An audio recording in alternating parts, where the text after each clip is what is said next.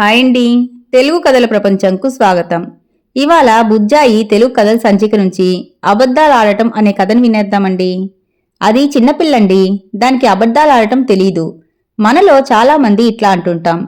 కానీ నిపుణులు ఏం చెప్తున్నారో తెలుసా? 4 ఏళ్లు లేదా అంతకన్నా కొంచెం ముందరే పిల్లలు అబద్ధం చెప్పటం మొదలు పెడతారట.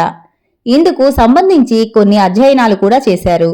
ఆ అధ్యయనాల్లో అనేక నిజాలు బయటపడ్డాయి. తల్లిదండ్రులు కొంచెం అప్రమత్తంగా ఉంటే పిల్లలు అబద్ధాలు చెప్పే అవసరమే ఏర్పడదు. ఓ చిన్నారి ఓ చిన్న బొమ్మతో ఆడుకుంటోంది. పొరపాటున అది చేయి జారి కింద పడి విరిగిపోయింది. వెంటనే ఆ చిన్నారి తన తల్లితో చెప్తుంది, అమ్మా, ఆ బొమ్మను నేనే కింద పడేసి విరగ్గొట్టానని. వెంటనే తల్లి, ఎందుకు బొమ్మను విరగ్గొట్టావు అని చిన్నారిని తిడుతుంది లేదా కొడుతుంది. అప్పుడు చిన్నారి ఆలోచించటం ఆరంభిస్తుంది. ఓ నిర్ణయానికి వచ్చేస్తుంది. నిజం చెప్తే అమ్మ తిడుతుంది లేదా కొడుతుంది. అది ఎక్కడికి దారితీస్తుందంటే మరోసారి బొమ్మను పగలగొట్టినప్పుడు ఆ విషయం చెప్పకుండా కప్పిపుచ్చడానికి ఆలోచిస్తుంది.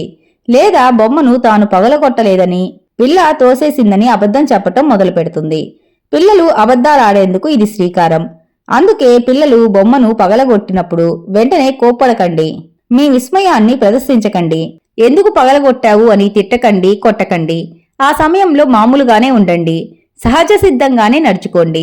బొమ్మను ఎట్లా జాగ్రత్తగా పెట్టుకోవాలో, ఎలా దానితో జాగ్రత్తగా ఆడుకోవాలో చెప్పాలి. ఆ పద్ధతి మంచిదని నిపుణుల మాట. ఓ చిన్నారి అబద్ధం చెప్తోంది అంటే అప్పుడు దాని ప్రవర్తన ఎలా ఉంటుందోనని నిపుణులు కొన్ని విషయాలు చెప్పారు. అబద్ధం చెప్పే చిన్నారి మన మొహంలోకి చూసి మాట్లాడేందుకు జంకుతుంది. మాటలో స్వరం ఒకేలా ఉండదు, హెచ్చు తగ్గులుంటాయి. మాట స్పష్టంగా ఉండదు, గొనుగుతున్నట్లు ఉంటుంది. అందుకే పిల్లలతో మనం ఎంతో జాగ్రత్తగా అప్రమత్తంగా నడుచుకోవాల్సిన సమయం ఏంటో తెలుసా? అవి 2 ఘట్టాలు. మొదటిది 3 నుంచి 4 ఏళ్లలోపు. ఆ వయసులో వారికి అబద్ధం ఆడటం తెలీదు. అదే సమయంలో పథకం ప్రకారం అబద్ధం ఆడటం కూడా మొదలుపెట్టే కాలమది. ఇంకా రెండవది టీనేజ్ మొదట్లో, అంటే 13 నుంచి 14 ఏళ్ల మధ్య అన్నమాట. ఈ ప్రాయంలో వాళ్ళు ఎంతో తేలికగా అబద్ధాలు చెప్పటం మొదలు పెట్టేస్తారు.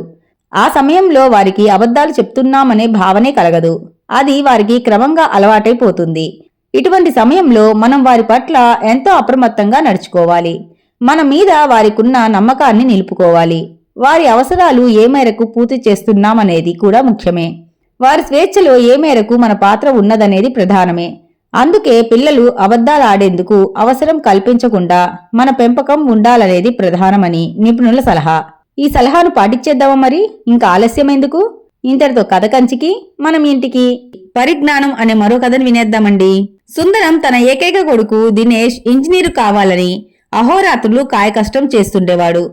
ఎప్పుడు చూసినా తన ధ్యాస అంతా కొడుకు చదివే చదువు మీదనే ఉండేది.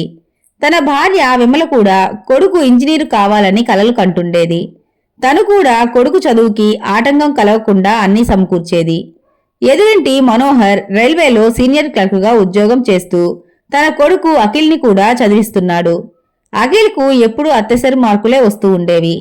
మనోహర్ ఎప్పుడూ కొడుకు అత్తెసరి మార్కులను చూసి కంగారు పడేవాడు. కొడుకుని చీదరించుకునేవాడు. ప్రేమగా, ఇంకొంచెం కష్టపడు బాబు, నీ భవిష్యత్తు అంతా ఈ చదువు మీద ఎంతో ఆధారపడి ఉంటుంది అంటుండేవాడు కాదు. ఆ సంవత్సరం ఆ కాలనీలో కొందరు పెద్దలు కలిసి గణపతి పూజ జరిపించుకోవాలని నిశ్చయించుకున్నారు. ఆ విషయం అఖిల్ చెవిలో పడింది. ఆ దినం వినాయక చవితి. అఖిల్ తండ్రి పర్మిషన్తో వారి దగ్గరికి వెళ్లాడు. వారు సంతోషించి రంగు కాగితాలు అంటించడం, తోరణాలు కట్టడం లాంటి చిన్న చిన్న పనులు అప్పగించారు. అవన్నీ చెప్పిన దానికంటే అందంగా తయారు చేయడం చూసి అందరూ అతని పనితనానికి ఎంతో మెచ్చుకున్నారు. అంతేకాకుండా పూజ సమయంలో ఏ చిన్న వస్తువు కావలసినా అందించేవాడు. ప్రసాదం పంచడంలో కూడా సహాయపడ్డాడు. అంతేకాకుండా అక్కడి వారి పట్ల ఎంతో వినయపూర్వకంగా మాట్లాడటం సంతోషం కలిగించింది. పూజ చూడడానికి మనోహర్తో పాటు సుందరం కూడా వెళ్లాడు. అక్కడి వారు మనోహర్తో తన కొడుకు అఖిల్ కట్టిన అలంకరణ అంతా చూపించి అభినందించారు. మాటల్లో సుందరం, మా దినేష్ చాలా సెన్సిటివ్గా, రిజర్వ్డ్గా ఉంటాడు. నలుగురిలో వెళ్లాలంటే భయం, కానీ చదువులో సూపర్ అన్నాడు.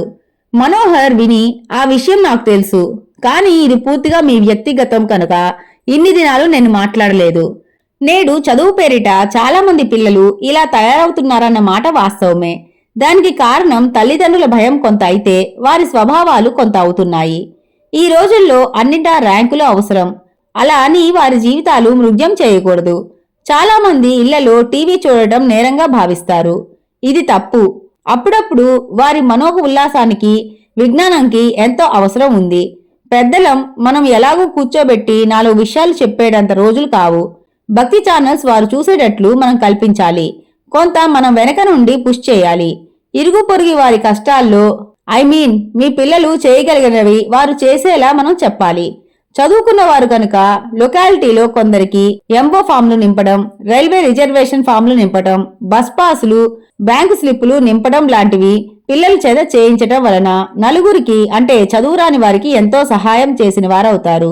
నేను మా అబ్బాయి చదువు పట్ల కొంత ధ్యాస పెడుతూ లొకాలిటీలో ఏ అవసరం వచ్చినా వాడు చేసేటట్లుగా చూస్తాను అంతే అన్నాడు. సుందరం అంతా విని, నిజమే, చాలా మంది పిల్లలకి డిగ్రీలు చదివినా గట్టిగా 4 ముక్కలు ఇంగ్లీష్ వారాలు చదవలేరు, నింపలేరు. పైగా లొకాలిటీలో కొందరికి ఎవరి కొడుకు ఎవరో అన్న విషయం కూడా నేడు చాలా మందికి తెలియదు అని ఆ దినం నుండి తన కొడుకు ప్రయోజకుడు అయ్యేటట్లుగా తీర్చిదిద్దాలనుకున్నాడు. ఇంతటితో కథ కంచికి మనం ఇంటికి. అబద్ధం అనే మరో కథను వినేద్దామండి. కిషోర్ ఇంట్లోకి అడుగు పెడుతూ ముందు గదిలో సోఫాలో పత్రిక చదువుతున్న నాన్నని చూసి వెనక్కి అడుగు వేశాడు. ఈరోజు స్కూల్కు వెళ్తున్నానని ఇంట్లో అబద్ధం చెప్పి ఫ్రెండ్స్తో సినిమాకు వెళ్లాను. ఈ విషయం నాన్నగారికి తెలిస్తే తోలు తీస్తారు. నా ముఖంలో భావం లేకుండా లోపలికి వెళ్ళాలి అనుకుంటూ లోపలికి వెళ్లాడు.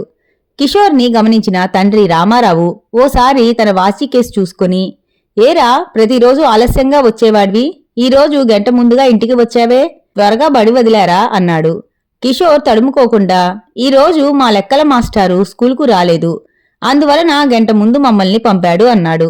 లెక్కల మాస్టారు అంటే సుబ్బారావు కదా, ఆయన నాకు బాగా తెలుసు, ఎందుకు రాలేదు? సరే, నువ్వు లోపలికి వెళ్ళు అన్నాడు.